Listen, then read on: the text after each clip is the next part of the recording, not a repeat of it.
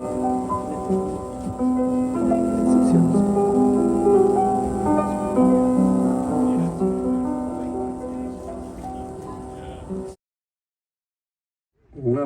everyone to the Spirit of Vietnam. Good afternoon to our listeners on the air and also here at Taste of Wellington Festival. It's a pleasure to be here. It is definitely a first for the Spirit of Vietnam to broadcast on site, and we're so much used to doing shows from our homes and sometimes from the studio. We never thought that we would be doing it with spectators, but there's always a first. So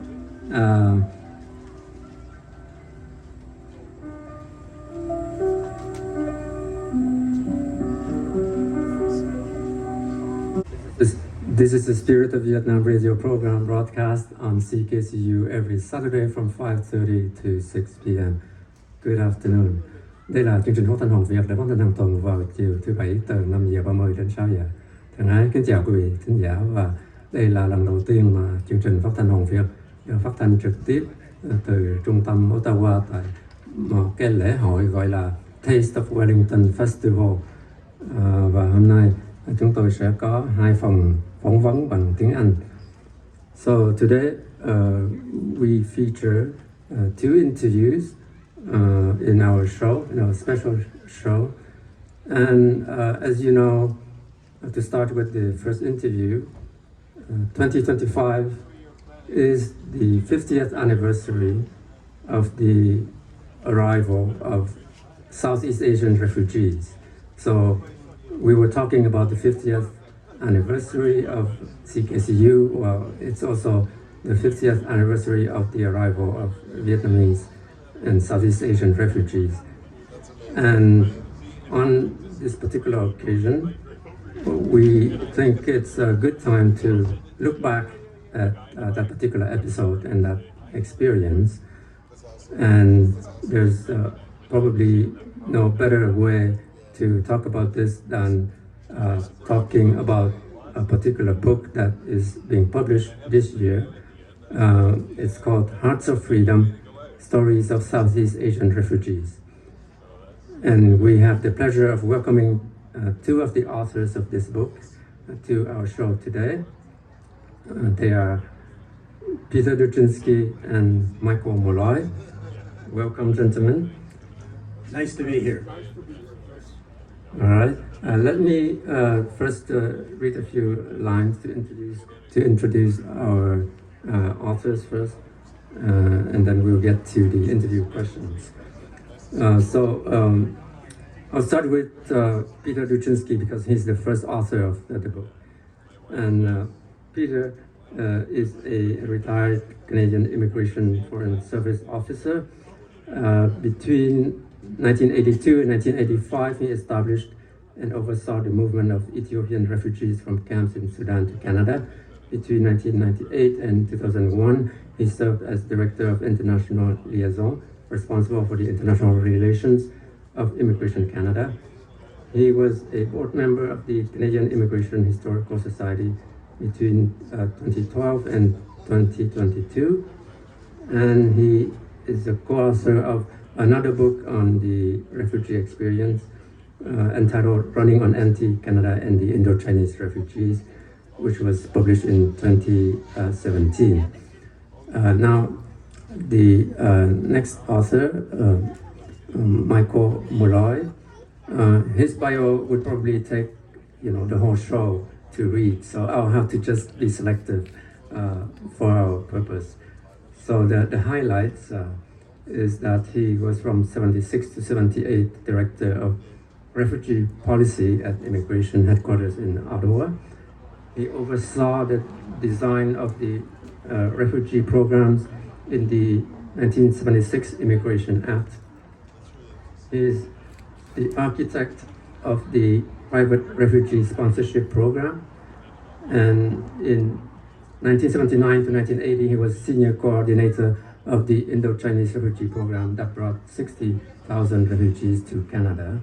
And one other point I should mention, he was Canada's ambassador to Jordan from 1996 to 2000. So again, welcome, and both Mike and Peter. Thank you. Thank you. To the questions on the book Hearts of Freedom, and we can talk about the book as much as about the particular period. So as authors of this book here, which those on site can see, Mike and Peter, you must be happy and relieved that the book has now been published. So how important was it to you that this book be written? I think the thing that struck us was that, as you said, this community has been in Canada for 50 years. It was the largest intake of refugees in Canada's history. In all, 210,000 people arrived in the 20 years the program ran. Most people arrived with nothing but the clothes on their backs, but at this stage they are one of the most highly respected and highly qualified populations in the country. And we really wanted to provide a means that would allow the people to share their stories and for us to be able to preserve this important part of Canadian history, because people are getting older, and already some of the people that gave us their stories have passed away, but their stories haven't passed away thanks to the book. Over to you, Peter. Question? The same question. Why was it important to write this particular book? Well, first, about the book. We've been writing this bloody thing, forgive the language, for 7 years, if you can believe that. And it finally is published. And about it, there would not be a book except for the Vietnamese, Cambodian, and Laotian community in Canada. Because we did 173 oral history interviews from coast to coast, from Halifax to Vancouver, many of them here in Ottawa and in Toronto and in Montreal, in both official languages and in the languages of the communities as well. So we feel that this book is a very important document which maintains the presence and emphasizes the presence of these communities in Canada and what they have done for Canada and everything that they have gone through in this long 50-year period in order to come to the present. Thank you. Now, usually, or maybe often or sometimes, the title of the book is the toughest part. What title you give to the book. It could be a tough choice. Now, this book is entitled Hearts of Freedom, Stories of Southeast Asian Refugees. But where did the phrase Hearts of Freedom come from? Could you tell us, and why did you choose that as a title? The title actually came from a member of the Vietnamese community, who came to us at the very beginning with an idea that something needed to be done to preserve the history. And we thought it was really an important title because the Vietnamese people lost their freedom at great cost to themselves. And when they came to Canada, they regained their freedom and they took full advantage of it. And there are not that many people in Canada who understand just how precious the kind of freedom we have is. Because if you haven't experienced the alternative, you just don't know how blessed you are. So I think in a certain way, the Vietnamese people are the standard bearers for the preservation of freedom in this country. Anything to add, Peter? Well, and perhaps just one thing. When the interviewees talk about freedom. I actually asked this question. I didn't do it. I didn't do the interviews, but the interviewees asked this question from several of our interviewees, and they came back. Freedom to be means being able to live my life, work hard, make life for my children, ensure that even though I have had a hard time, my children will go to university, my children will succeed. And it's very interesting because they repeat this story over and over, and sometimes we can think as Canadians, although I started as a refugee in Canada as well many years ago, but the point is we as Canadians kind of take these things for granted. For them, this concept of freedom, of being able to do what you want with your lives is very, very important. Yes, thank you. And your responses are very touching to me because myself, I was among the boat people that came. I came to Canada in 1979. So I can really relate to that sense of losing freedom and actually rediscovering, regaining that freedom for sure, definitely. Now, in the process of writing the book, we'd like to know what were some of the challenges, and yeah. I think Peter can speak to this better because Peter wrote about 60% of the book. But you can imagine, we wanted to tell wherever possible, the book uses actual quotations, direct quotations from people. And that meant listening to 90-minute interviews, sometimes over and over again, to catch the exact phrasing and the exact words. So it was a very onerous task, and it went on for a long time. And we had to deal with some issues. Somebody said to us, "Oh, you should do it thematically. You know, all the refugees should tell a story about escape. All the refugees tell a story about arrival." But we felt that each community had the right to see its own story in a different part of the book. That was very, very important to us because otherwise it all gets mushed up together.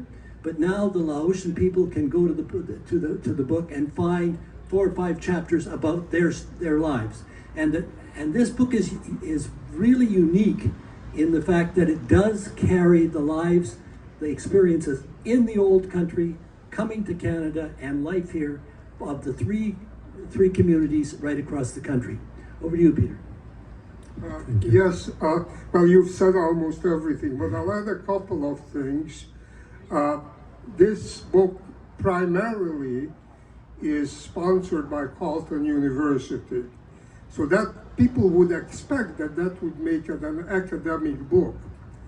And well, I'm a researcher and I've done a great deal of work at the NAC,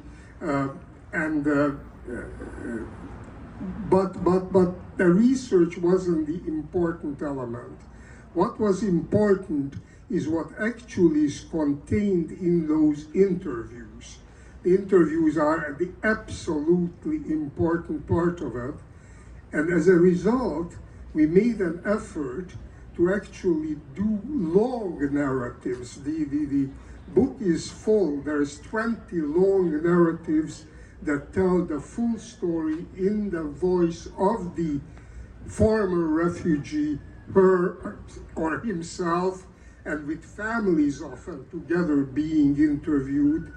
And it comes back as their life, and they're often very, very emotional settings where people kind of can't tell. The stories are over there are horrible, and over here they tend to be better, much better in certain cases, but there wasn't always better in Canada.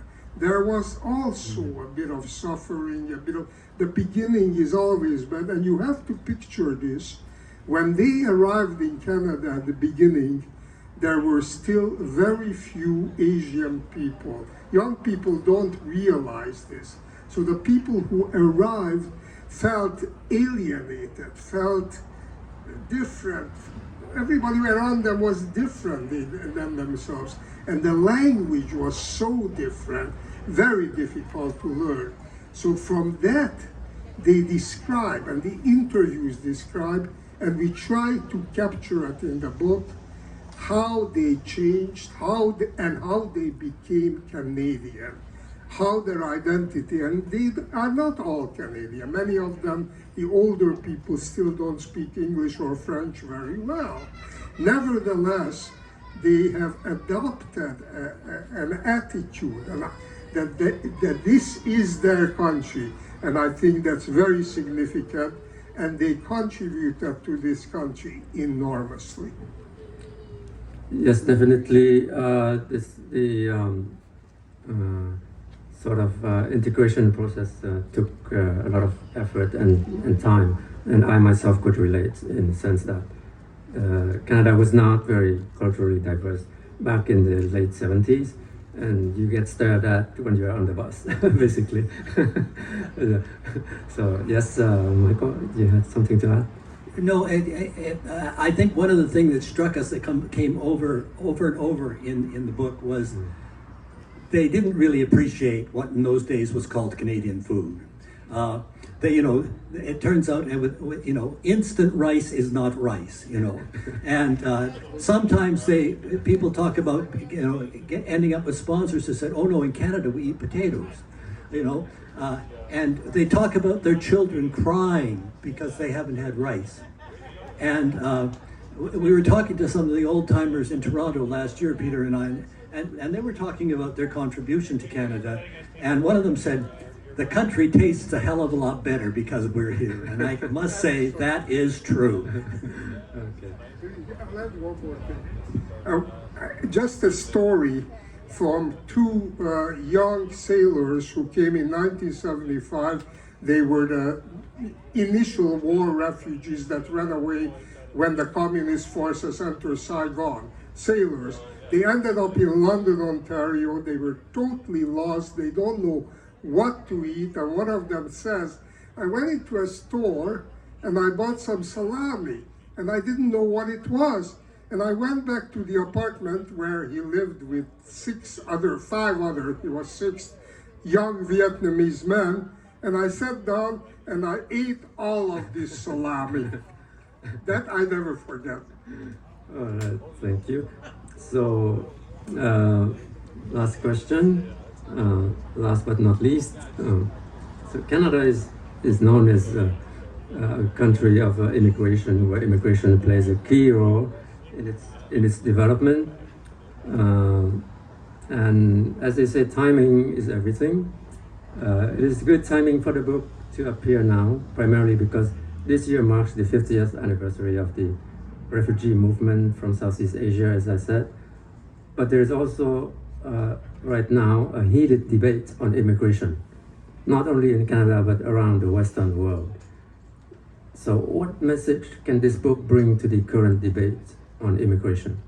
I think first of all that the book is extremely timely, because as you say, there is this debate, and one could argue that the previous government kind of let things get out of control, and that shook a lot of people up, because so many people came in so quickly. But I think the story of this book is, you couldn't imagine a more alien group of people arriving 50 years ago, and arriving, I used to go down and meet them at the airport. They come up with a pair of shorts, a pair of flip-flops, a bag with everything they owned in it, and probably a kid on their hip. And yet today they're one of the most prosperous and contributing communities in the country. So I think the message is, if we are compassionate, we get paid back by particularly refugees who have nowhere to go but up. If we are compassionate and make room for them, they repay us over and over and over again. I think I can't add anything to that. I think Mike has said it all. Thank you. So now I shouldn't forget that to talk about the book launch, which is actually, this is a preview of the book launch, which is happening October 4th. And the location is Ben Franklin Place. October 4th, 2 to 5 p.m. So that's 101 Center Point Drive, NEPM. You're all welcome to come, and there's going to be more time for discussion of the book. You're going to be seeing Mike and Peter again, and probably the rest of the authors if you are lucky. And yes, there will be, and it's going to be from 2 to 5, so Ben Franklin Place in NEPM. Thank you very much, Mike and Peter. It's been a pleasure. And can we play some music before we transition into the next interview?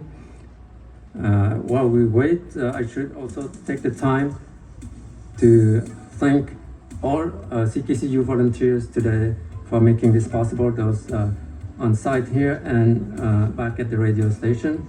We wish to also thank the Wellington West BIA for its support of this event, as well as Desjardins Financial Services.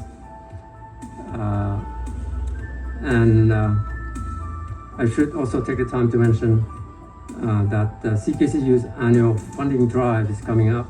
As you know, this happens every year and this year it's going to be from October 24th to November 9th. So stay tuned, and we really count on your support during that funding drive.